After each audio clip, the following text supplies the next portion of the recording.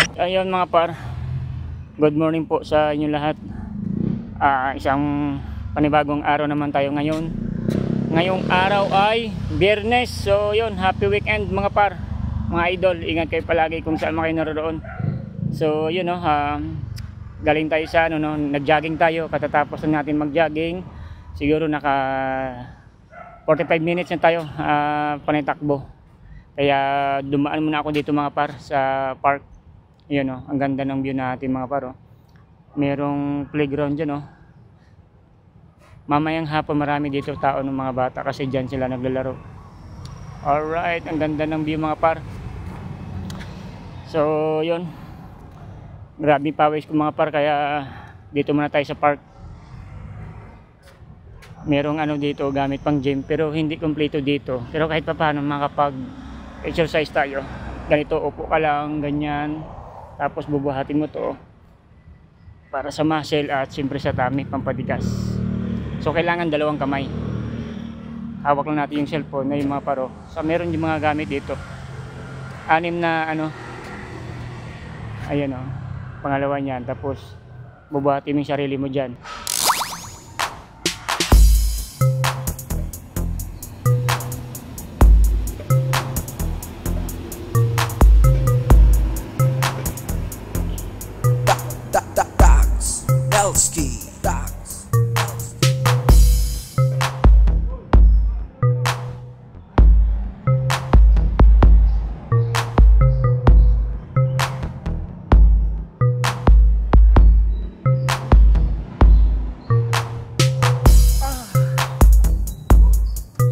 Sarap par, papawis.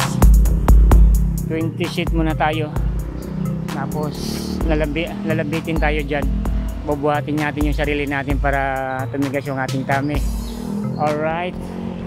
So dito meron ditong style walking.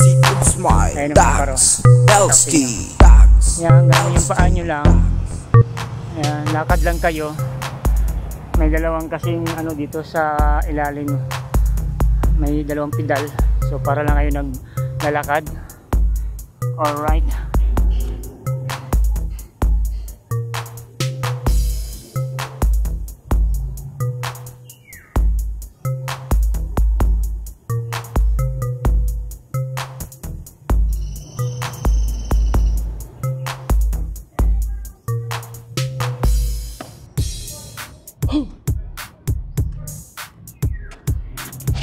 Alright.